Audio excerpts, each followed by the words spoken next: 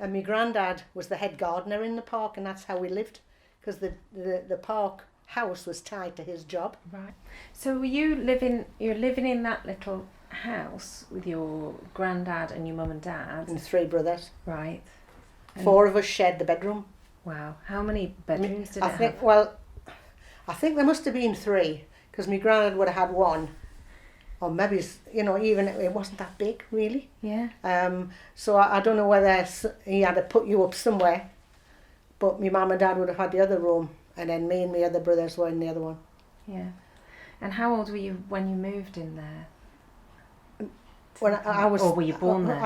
I wasn't born in the house, but I was born while we were living in the house. Right. And I lived there till I was 12. Wow.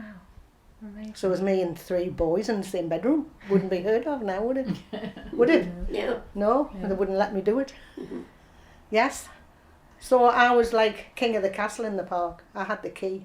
And we used to sit. And I don't remember much from being young, really, to be honest. But we used to, when I say about this path that went from the top house, Mary, right down to the bottom, and it had this really deep part, we used to put books on roller skates and sit on it.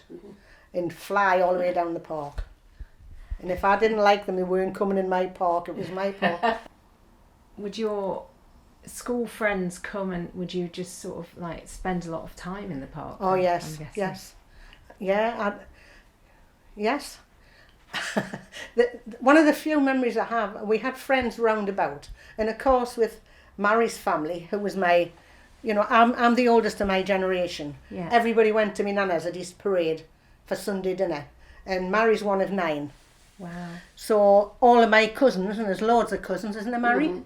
We all used to go there on a Sunday, and you knew, didn't you, that you only had 1 cake, and that cake was yours, and you hadn't to touch any other cake. Yeah. And there were so many people there, so there would be your brothers and sisters, my cousins, that you had to sit either all the adults ate first. Everybody went away and then the kids came, or the other way around. So the adults and the kids couldn't eat together because it just wasn't room, wasn't it, Mary? No. So we were very close to all my cousins, Yeah. and probably I would spend more time with my cousins than with friends. I was always a tomboy, so I was always round Elswick. There was loads of derelict buildings. I was in there amongst all the lads, jumping up and climbing, and my brother, I used to climb to the top of the trees for our bill and carve his initials in because he didn't dare do it. Didn't that, Mary? Was that in the park? That was in the park.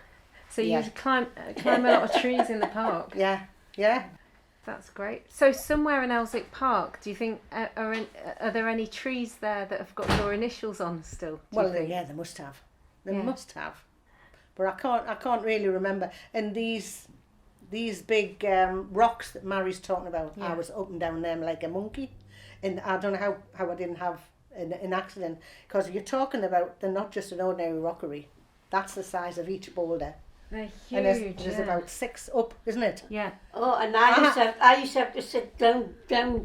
Yeah, because you couldn't climb. Because Mary has one leg shorter than the other. And I couldn't get up them, and I was full of hell because I couldn't do what they were doing. Yeah. So I would think you would spend time in the park with your brothers and sisters, Mary. Yeah. And did you used to go in the paddling pool? Was that there? Yes. then? Well, there was 2.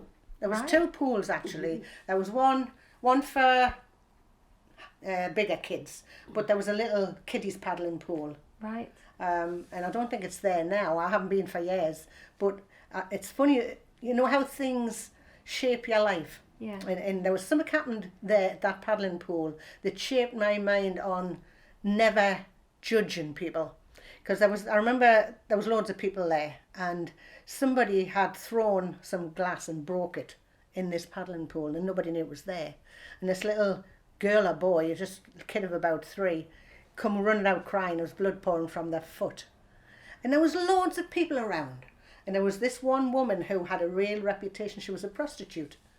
And, they didn't have 2 kind words to say about her. But she was the only one that took charge of this little kid. And I thought, don't ever judge people. And I must have been about 10 when this happened, And I've sort of lived my life by it. I think, don't you look down your nose at that woman. She was the only one that helped out.